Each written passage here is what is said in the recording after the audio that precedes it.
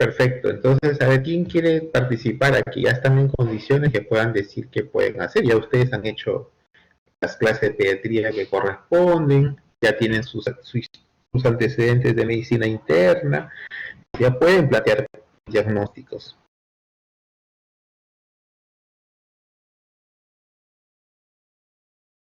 Por favor. A ver, Angeli. Sí, bueno, en este caso, como menciona, los resaltantes los datos resaltantes que usted propone es que el paciente tiene fiebre, en un inicio se cuantificó como 39.5 y ahora también está con fiebre. Y al parecer sí tiene una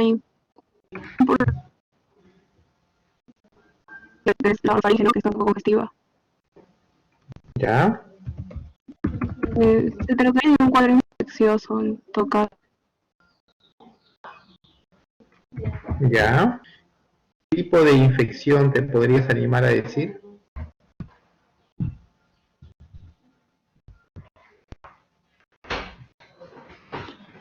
Sé que las bacterias pueden tener fiebre un poco más elevada que los virus, así que podría ser una infección bacteriana.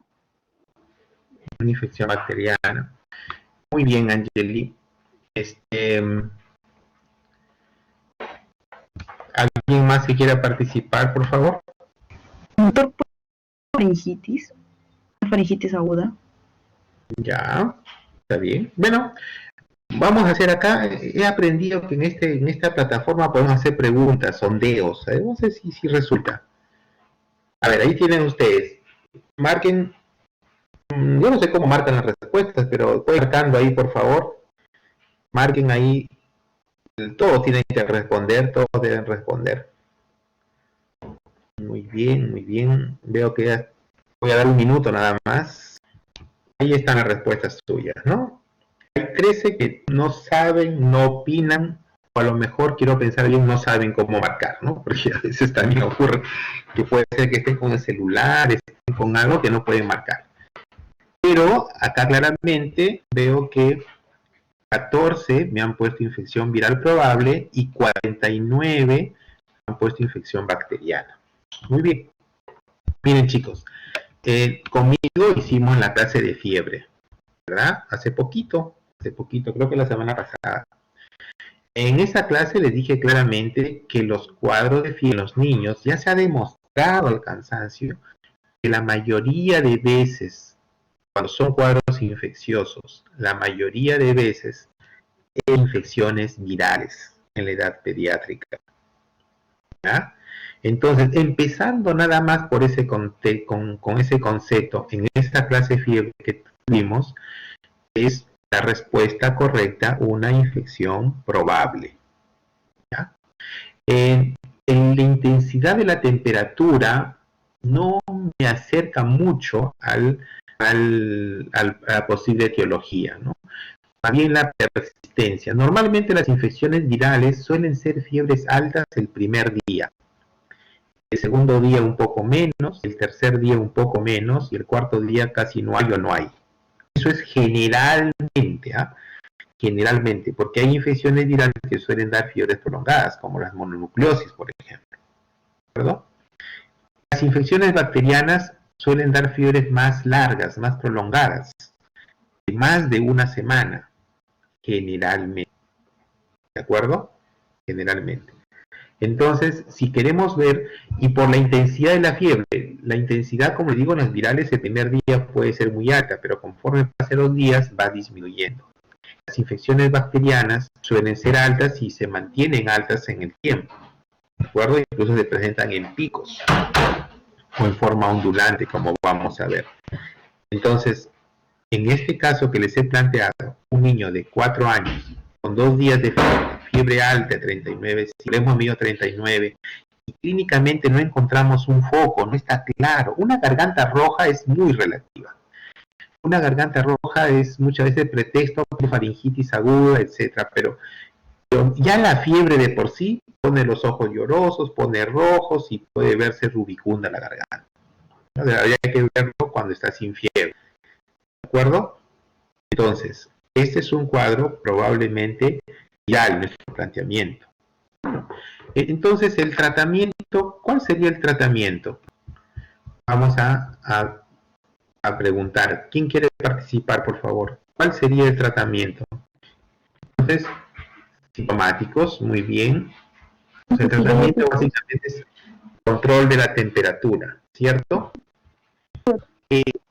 Pero el papá les va a preguntar, doctor, ¿y qué enfermedad tiene mi niño? ¿No? ¿Qué puede ser? ¿Cierto? Entonces, este niño regresa al día siguiente,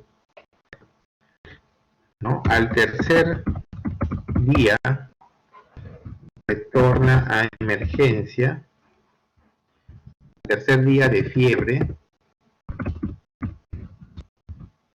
retorna a emergencia. ¿Ya?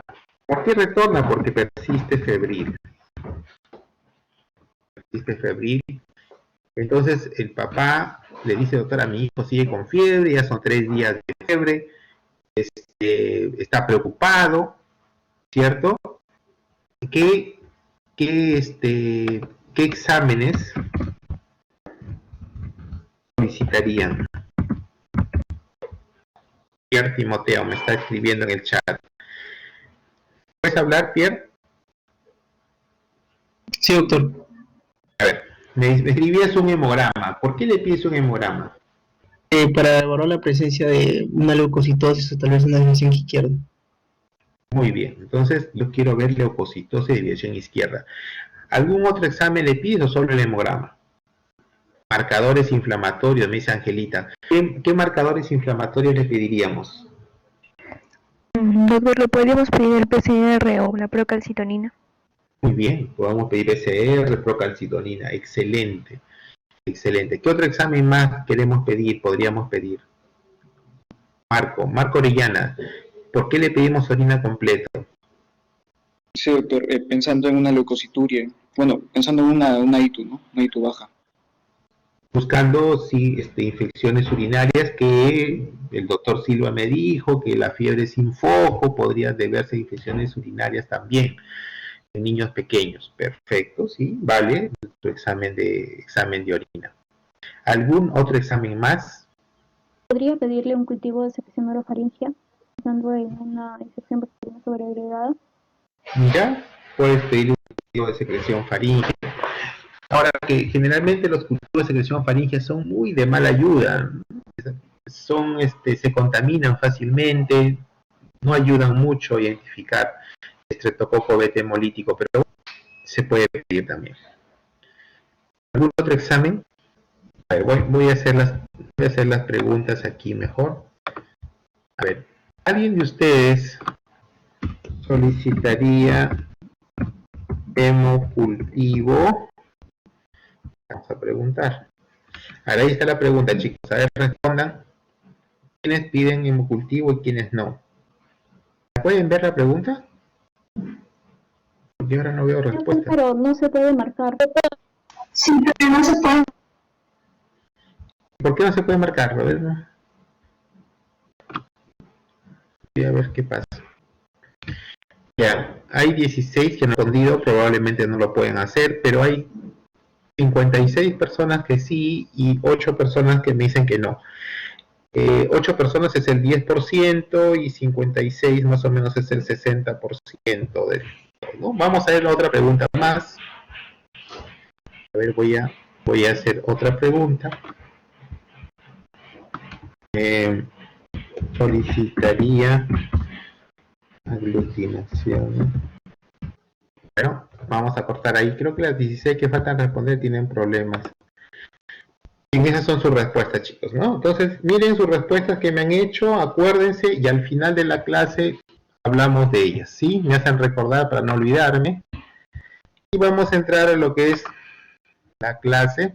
Y vamos a hablar ahora entonces de dos enfermedades, prototipo, digamos, de enfermedades bacterianas, que es la brucelosis y la fiebre tifoidea. Brucelosis se la ha conocido con muchos nombres, ¿no? Fiebre ondulante, fiebre malta, y corresponde a una zoonosis. ¿Qué significa zoonosis?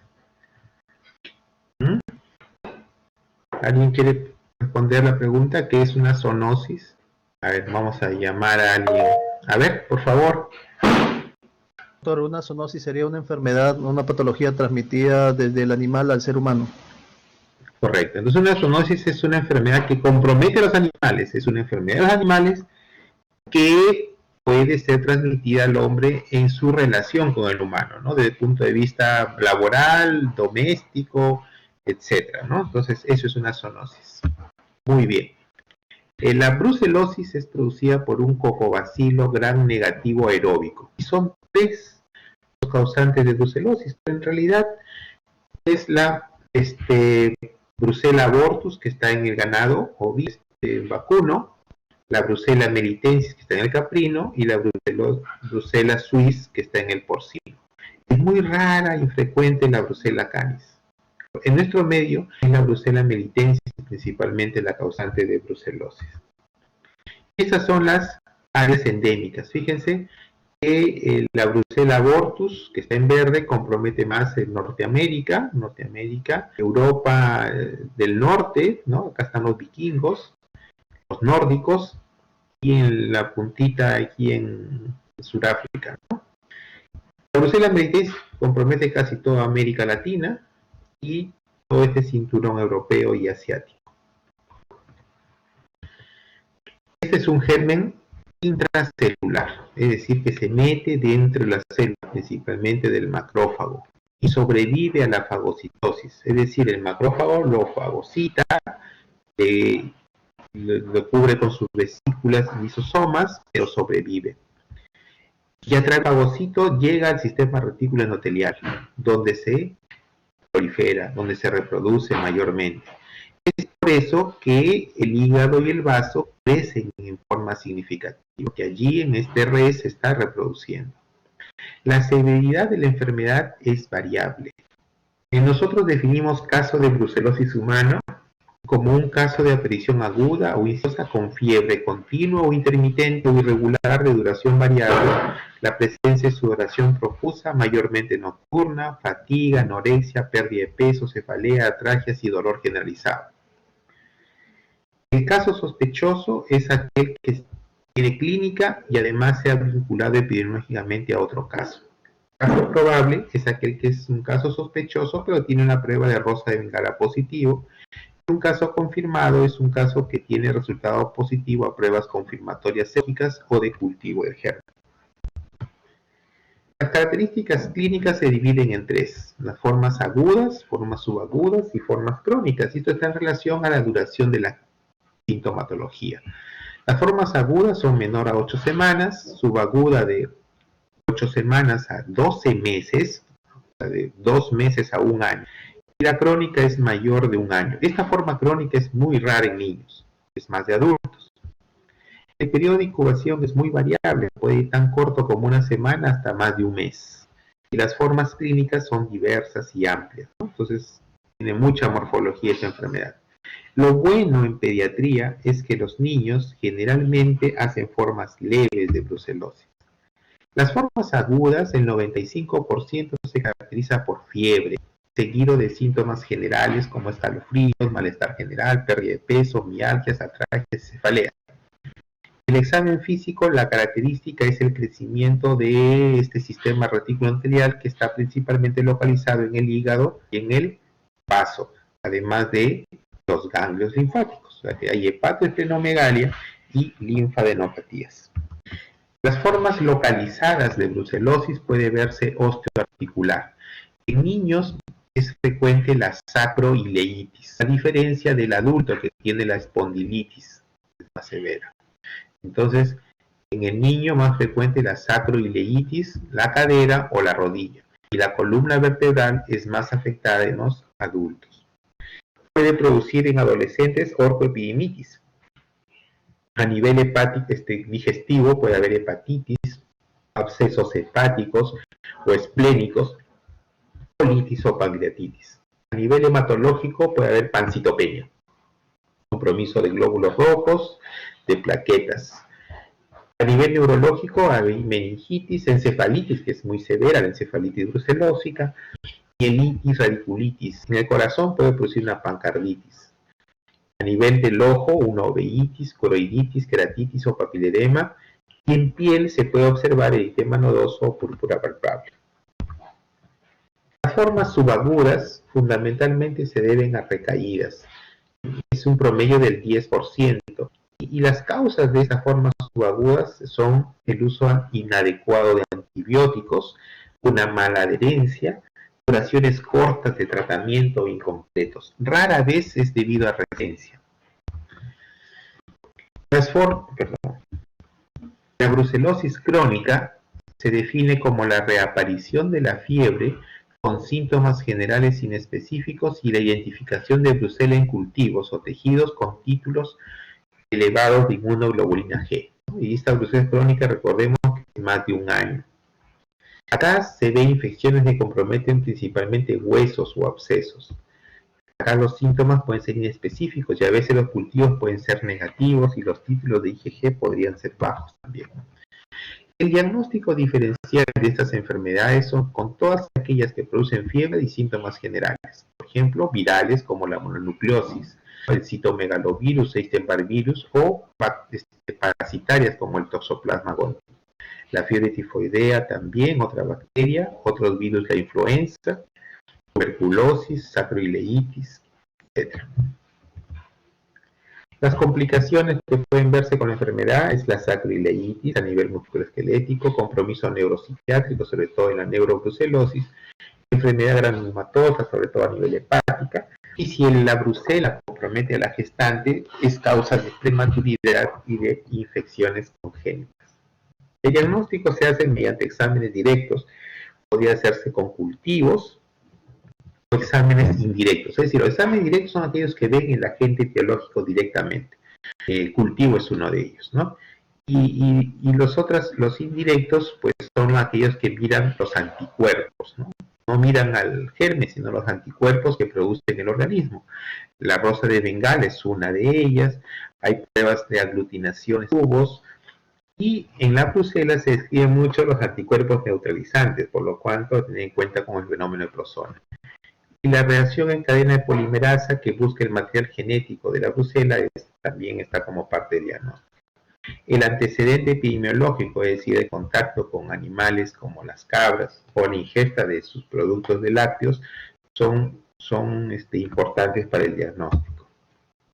El tratamiento de la brucelosis es importante que sea prolongado, idealmente es por 6 semanas.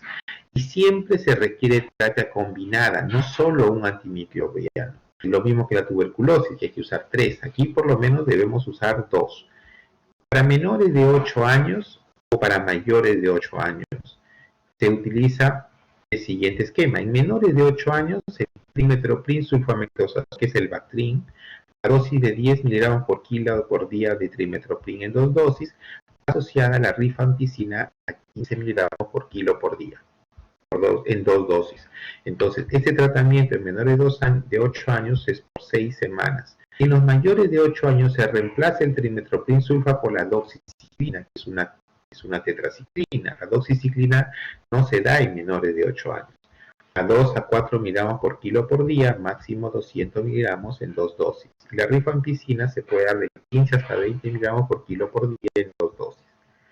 Para los casos severos, sobre todo la neurobrucelosis, se tiene que usar la vía parenteral, porque son chicos que no toleran la vía oral, están vomitando, etc. Entonces la streptomicina a 20 miligramos por kilo por día, máximo 1 gramo intramuscular, que se puede dar cada 12 horas por 2 semanas. O la gentamicina, ambos son macrólidos, recuerden, que son aminoglucósidos. La gentamicina a 5 miligramos por kilo por día en una sola dosis por 2 semanas.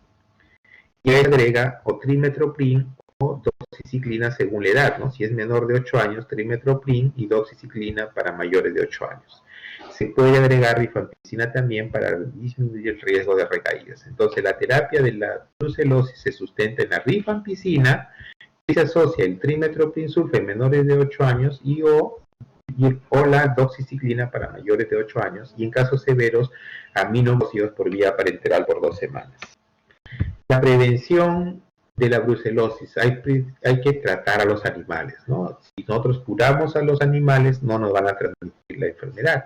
Hay vacuna de brucelosis, pero a nivel veterinario, para los vacunos o para las cabritas. Debemos mantener sus instalaciones limpias, hay que manejar sus productos en forma adecuada y sobre todo la pasteurización para evitar la transmisión de esta enfermedad. Vacuna de brucelosis para el humano no hay. Segundo tema importante a tratar es la fiebre tifoidea. La fiebre tifoidea es producida por la Salmonella typhi. La Salmonella typhi es una bacteria y la característica de esta bacteria es que coloniza solo a humanos, no afecta por lo tanto a animales. Si nosotros nos enfermamos de fiebre tifoidea es porque nos ha infectado, nos ha transmitido un humano. Y esta bacteria se elimina por las heces y contagia porque las heces han sido ingeridas por otra persona, obviamente contaminadas, ¿verdad? Entonces hay que tener mucho cuidado con la fiebre tifoidea. Las personas con fiebre tifoidea y o los portadores crónicos son los únicos reservorios y fuentes de la Salmonella typhi. Se transmite fundamentalmente por alimentos, ¿no? Alimentos que han sido manipulados inadecuadamente por estas personas infectadas o portadores crónicos que no tienen medidas higiénicas adecuadas. Aquí vemos cómo se distribuye la fiebre tifoidea en el mundo. Es una enfermedad para los países tercermundistas. Fíjense el alto riesgo en Perú, Ecuador, Venezuela, en África y en Asia, ¿no? En Sudasia. Y bueno, los países más desarrollados como Europa, Norteamérica, pues es muy baja la posibilidad, Oceanía también, ¿no? La prevalencia de esta enfermedad. En cuanto a la patogénesis, puedo decirles que la cantidad de inóculo que se requiere es más o menos 10 a la 7. 10 a la 7 son 10 millones de bacterias que uno requiere ingerir para producir enfermedad. Una vez que llegan a su sistema digestivo hasta la mucosa intestinal, estos bacilos penetran la mucosa intestinal y a través de esa mucosa, atravesándola, llegan a los vasos linfáticos y así alcanzan el sistema reticuloendotelial, ¿no? Donde también inhiben el metabolismo oxidativo de la fagocitosis. Dentro de los fagocitos se ubican en los ganglios linfáticos. A partir de allí, del sistema reticuloendotelial pueden producir bacteriemia, es decir, sale de las bacterias hacia el torrente sanguíneo. Si las bacterias se eliminan en la orina, se produce una bacteriuria. Y finalmente pueden ser eliminadas en las heces. Los portadores crónicos es aquellos en los cuales la bacteria se ha alojado mayormente en la vesícula biliar y a través de ahí se va excretando con la bilis. Es raro que se dé en los niños, ¿no? Es 1 al 4% son portadores crónicos. Es muy raro que sean niños. El cuadro clínico se caracteriza por un periodo de incubación. Es un periodo largo también, puede ser corto como 3 días hasta 2 meses. El promedio es 1 a 2 semanas. La característica clínica de fiebre tifoidea es la fiebre. O sea, justamente pensamos en tifoidea porque hay fiebre. Hay un signo nos enseña mucho en semiología, que es la bradicardia relativa. La bradicardia relativa, mis maestros de semiología, de los clínicos del Hospital 2 de Mayo, me decían que es cuando el paciente tiene fiebre y uno era encontrar taquicardia, o sea, un niño que tiene o adulto que tiene fiebre, tiene un incremento en la frecuencia cardíaca, ¿no?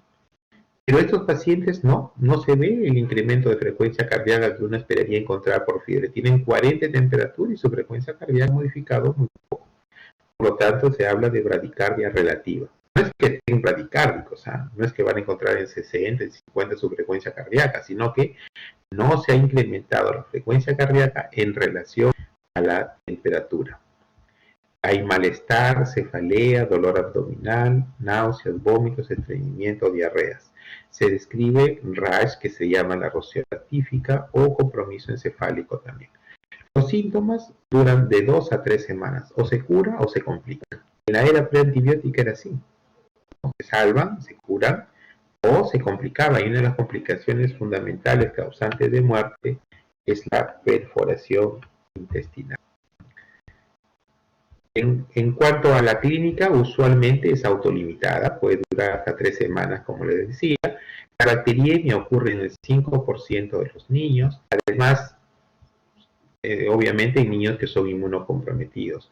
En el examen físico predomina la fiebre, signos de deshidratación, dolor abdominal, hepatoesplenomegalia y otros dependiendo de la localización de la bacteria. Esto ya lo vimos. Las complicaciones que pueden presentarse pues son hepatitis, la perforación intestinal que hablábamos, sobre todo en la tercera semana, y eso lleva a hemorragia digestiva. A nivel cardíaco puede haber una pancreatitis también, a pulmonía, compromiso del riñón como una pielonefritis o el encéfalo como una meningoencefalitis. Los exámenes de laboratorio que nos ayudan es el hemograma. En fiebre tifoidea incluso se observa leucopenia. Nosotros solemos encontrar infecciones bacterianas como el neumococo, grandes leucocitosis, en fiebre tifoidea puede haber una leucopenia. Reacción inflamatoria en heces nos permite ver la presencia de hematíes o de mononucleares. El cultivo de heces es importante y las pruebas serológicas que podrían dar también reacciones cruzadas y los hemocríticos. El tratamiento de la fiebre tifoidea, pues se ha visto que hay un aumento en la resistencia a la ampicilina, al cotrimazol y al cloranfenicol. Nosotros hemos usado mucho cloranfenicol para el tratamiento de fiebre tifoidea. La elección en adultos son las fluoroquinolonas, ¿no? En formas graves se inicia en forma endovenosa, luego se pasa a vía oral. Endovenoso puede ser la ampicilina, cifotaxima, o sea, cefalosporina de tercera generación.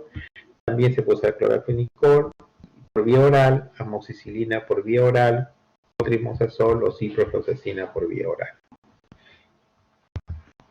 Prevención es el lavado de manos, la vigilancia de alimentos y agua, y en este caso de fiebre tifoidea sí hay vacunas, ¿no? Hay vacunas para Salmonella Typhi. No recomendado para la población en general, pero sí recomendado y exigido muchas veces en los mandadores de alimentos, ¿no? En quienes trabajan en restaurantes, por ejemplo. Muy bien, no hemos terminado todavía. Quiero volver con ustedes a las preguntas. Aquí, pues, quiero volver a la pregunta que hacíamos, a nuestro caso clínico. Miren, si nosotros estamos en un tercer día de enfermedad, el paciente sigue con fiebre, todavía no he definido un foco, no hay una característica clínica importante, pues el examen que me va a ayudar es hemocultivo. El hemocultivo sí me va a ayudar en el tema de encontrar una enfermedad, una infección bacteriana o una bacteriemia que podría estar detrás de este cuadro febril sin diagnóstico, ¿verdad? Entonces dijimos que en un primer momento pensamos que es más un virus, por estadística y por clínica, pero ya cuando tiene 3 días de fiebre persistente, elevada, no hay tendencia a disminuir, ya me hace dudar, ¿no? Entonces, pedir un hemograma, como decía su compañero, pedir reactante de fase aguda, un examen de orina, son fundamentales en esa segunda consulta. Dentro de otro examen que me sirve en ese momento es el hemocultivo. Pedir aglutinaciones, chicos, como ustedes lo han pedido en gran mayoría, no me va a servir de nada, porque en la primera semana los anticuerpos no se han formado todavía, no están. Entonces estaría pidiendo una aglutinación, gastando al familiar y un resultado que no me va a ayudar en un 100%. Entonces las aglutinaciones me ayudan en la segunda semana y esto más en la tercera, pero en la segunda semana podrían ya serme de utilidad. Entonces, por favor, quiero que aprendan de clase. Cuando pensamos en infecciones bacterianas como tifoidea, por ejemplo, brucelosis, queremos descartarlo. Pedir aglutinaciones en los primeros días no nos va a ser de ayuda, por favor. Y lo mismo es para las infecciones virales. Si ustedes están pensando que tiene mononucleosis, por ejemplo, no le pidan aglutinaciones. Para que puedan entenderlo mejor, en el contexto que vivimos del SARS-CoV-2, del coronavirus, del COVID-19, si viene 3 días, 4 días de fiebre, sospechan que sea coronavirus porque tiene dolor de garganta, tos, malestar, cefalea, ¿le van a pedir prueba rápida? La prueba rápida es la que mira anticuerpos. No le van a pedir prueba rápida en los 3, 4, 5 días de enfermedad. lo que les va a servir de diagnóstico y de identificación viral, que son las pruebas moleculares. Lo mismo aquí, no me sirven las aglutinaciones, me sirve el cultivo que está buscando a la bacteria que está hablando en sangre. Con esta analogía, chicos, espero que ustedes hayan podido captar lo que he querido enseñarles el día de hoy. ¿Alguna pregunta? Estoy feliz porque veo que los asistentes son 80, 81 conmigo. Eso hace que ya no llame lista, no llamo lista. Todos están presentes. ¿De acuerdo? Bien. ¿Alguna pregunta? Doctor, una consulta. Retomando el tema de su clase anterior de síndrome febril, bueno, nos mostró un programa de 3 meses a 3 años, en el cual la indicación de hemocultivo decía si en caso el hemograma tuviera una leucocitosis o una neutrofilia, ¿no? Y en caso si tuviera una aparicia tóxica. Pero, doctor, a mayor de 4 años, o bueno, más que todo población adolescente, hay un esquema general. Y bueno, ¿cuánto sería el punto de corte para decir cuánto de fiebre persistente para indicar hemocultivo? Ya. O bueno, un cultivo. En mayores de 3 años en realidad no hay esquemas como se han hecho las guías. Las guías, esas guías clínicas y fluxogramas se han trabajado mucho hasta 36 meses, o sea, hasta 3 años. Pero como te digo, ¿qué diferencia hay entre un niño de 4 años, 5 años y uno de 3? ¿Habrá mucha? O sea, si yo aplico ese fluxograma para 5 años también me vale. ¿De acuerdo? En niños más grandes ya la posibilidad de bacteriemia es menor, digamos, ¿no? O menos severa. Entonces, allí ya está tu condición clínica. Entonces, ¿cuándo yo considero que debo pedirle un hemocultivo? Cuando tengo un cuadro febril dentro de la primera semana, no le encuentro una explicación. Y es un cuadro febril importante, o sea, son fibras de 39, picos persistentes. Entonces, yo digo, sí, acá me está ocurriendo bacteriemia probablemente y trato de identificarla. Y un hemocultivo me va a servir en la primera semana. ¿De acuerdo? No me van a servir las pruebas serológicas en esta primera semana. Pero si el paciente tiene 4 días de fiebre, pero el primer día fue 38 a 39, el tercer día ya es 38, ya está disminuyendo y su condición general está mejorando, está mejor y empezó a comer, etcétera. Ya no le pido más cosas, probablemente lo siga observando clínicamente, ¿no? Le doy cita en 2 días, 3 días para volverlo a ver. Depende mucho del contexto clínico de tu paciente, ¿no? Cómo esté. Si tú a este paciente viene al 4.º día, pero lo ves mal, eso lo hospitalizas, ¿no? Si este chiquito dice, no, mira, no lo veo bien, ya viene el término de luce tóxico, luce mal, ¿no? ¿Por qué? Porque tiene una taquicardia persistente, su color de piel no está tan bueno, no está comiendo bien, no se está alimentando. Ese chico mejor lo hospitalizas. No sé si respondí todas tus preguntas. Sí, doctor. Entonces, podemos considerar el 4.º día ya de persistencia de fiebre ya como indicador ya de hospitalización y también cultivo. Asociado a tu cuadro clínico, o sea, un chico puede estar 4 días con fiebre, pero si tú lo ves que se está alimentando, no está vomitando, su compromiso sensorio no lo tiene, puedes seguir observándolo en casa, ¿no? Y ver su hemograma, su PCR, ver qué te dice. Si el hemograma te sale alterado, evidentemente dice acá puede haber una bacteriemia y lo puedes tratar con antibióticos, ¿no? Si ves que el PCR está elevado, lo mismo, dices, no, pues podría ser viral, pero esto está muy elevado, mejor le doy antibióticos y lo vía oral y lo sigues viendo. Pero si tú lo ves mal, mejor lo hospitalizas. Tomas hemocultivos y todo, y puedes empezar antibióticos post-toma de cultivos y ver qué ocurre, qué diagnóstico ocurre. Puede que ese chiquito de 4 días que lo ves mal, que lo hospitalizas, que le empiezas antibióticos, le tomas su prueba molecular para coronavirus y sale positivo, y es su coronavirus, ¿no? Entonces ahí dices, ya no, pues ya tienes tu diagnóstico, es un coronavirus, le quitas los antibióticos.